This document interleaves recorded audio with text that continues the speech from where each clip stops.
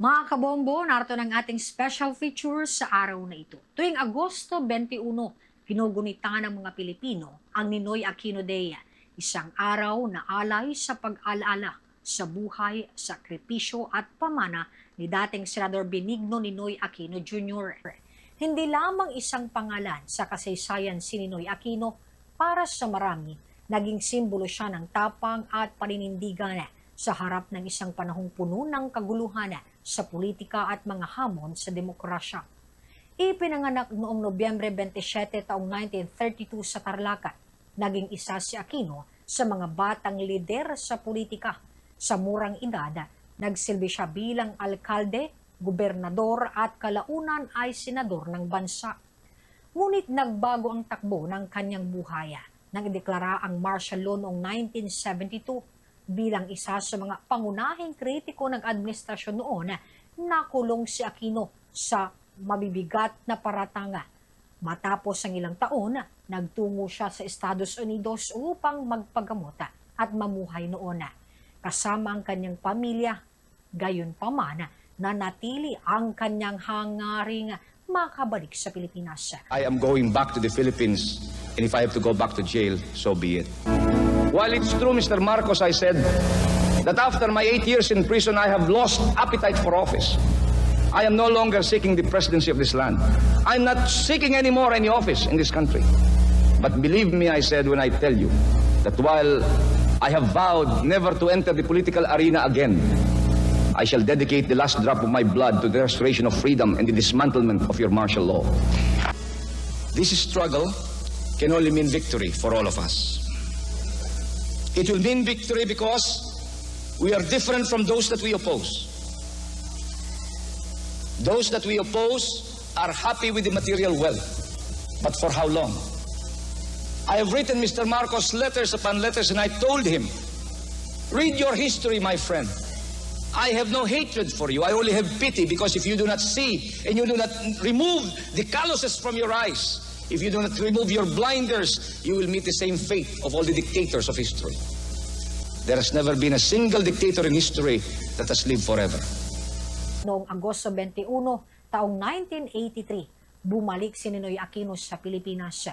Ngunit ilang sandali matapos bumaba mula sa eroplano sa dating Manila International Airport, siya ay binaril at napataya.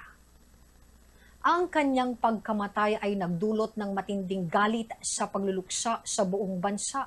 Sa halip na tuluyang patahimikin ang mga taga-suporta, lalo nitong pinalakas ang panawagan para sa pagbabago at pagbabalik ng demokrasya. Mula rito, naging bahagi si Ninoy Aquino ng mas malawak na kilusang humantong sa People Power Revolution noong 1986. Ang kanyang sakripisyo ay hindi lamang tungkol sa isang tao o isang pampulitikang pamilya. Sa paglipas ng mga taon, naging bahagi ito ng pambansang alaala tungkol sa halaga ng kalayaan, demokrasya at karapatang makilahok sa pamamahala ng bansa. Ang Ninoy Aquino Day ay hindi lamang isang araw ng pahinga, kundi panahon upang alalahanin ang katapangan ni dating Senador Benigno Ninoy Aquino Jr. at ng iba pang Pilipinong nanindigan para sa demokrasya. Ayon kay Eufemio Agbayani III, Historical Sites Development Officer to ng National Historical Commission of the Philippines, mahalagang alalahanin si Ninoy dahil nagsilbi siyang halimbawa ng isang taong handang ipaglaban ang kanyang paninindigan kahit may panganib sa kanyang buhay. Ipinaliwanag nito na bago pa man ang pagkamatay ni Ninoy noong 1983, mayroon ng mga Pilipinong kumukontra sa mga pang-abuso noong panahon ng diktadurang Marcos. Gayunpaman, naging malaking dagok sa publiko ang pagkamatay ni Ninoy sa paliparan. Ayon sa kanya, nagdulot ito ng matinding pagkabigla at lalong nagpalakas sa kilusang tumutol sa diktadura. Para kay Agbayani, ang insidente ay nagpakita rin ng isang mahalagang tanong: kung hindi ligtas ang isang tao sa mismong pambansang paliparan, ano ang ibig sabihin nito sa kalagayan ng bansa? Binigyan din ni Agbayani na marami pang kailangang malaman ng mga kabataan tungkol kay Ninoy Aquino. Hindi lamang bilang isang personalidad, kundi pati na rin ang mga pangyayari at kalagayan noong panahon ng kanyang pakikibaka. Ninoy Aquino Day ay isang pambansang holiday para ipaalala sa atin, no, na marami po mga matapang na nagbigay na kanilang saloobin kahit may risk ng kanilang matayan. At isa si Ninoy Aquino sa mga halimbawa nito.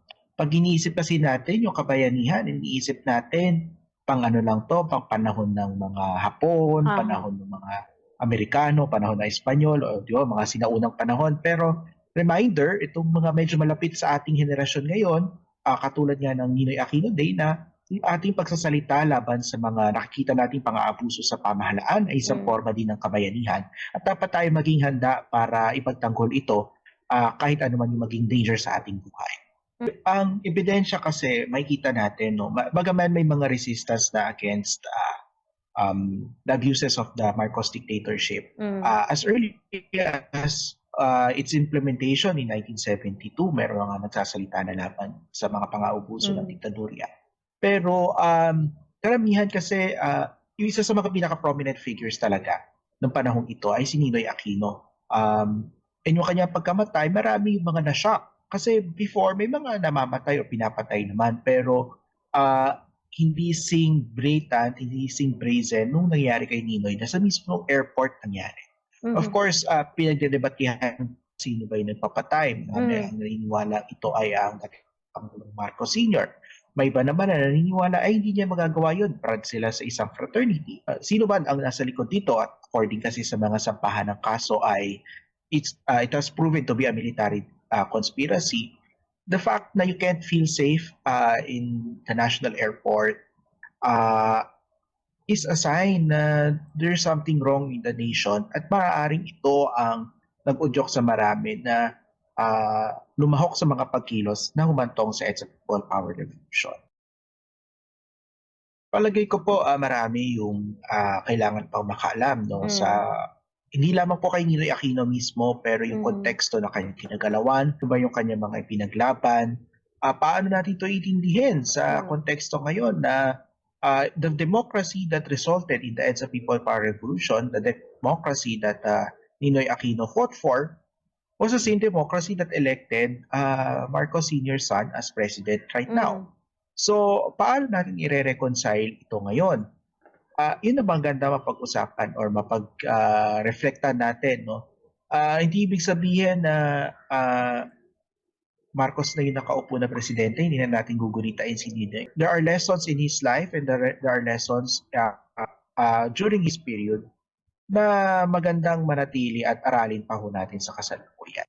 Mahalaga siya kasi nakaka-disrupt siya sa daily flow ng buhay. At yun naman ang purpose ng mga pista opisyal na nawawalan ng pasok ay para magbigay ng oras sa ating mga mag-aaral, sa ating mga magulang, sa ating mga empleyado na mag-reflect sa araw na niya represent o sa tao, sa event na niya represent nung araw na walang pasok.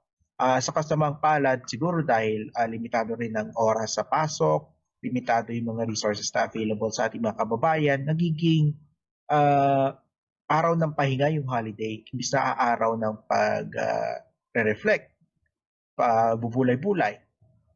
Kaya ang encouragement ko po sa ating mga kababayan sa panahong ito, okay lang naman kung magpahinga, okay lang naman kung mag-mall, pero maglaan tayo ng oras para pag-isipan.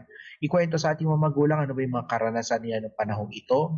Maghanap ng mga credible sources online tungkol sa buhay ni Ninoy Aquino at ng panahon na kanyang kinagalawan.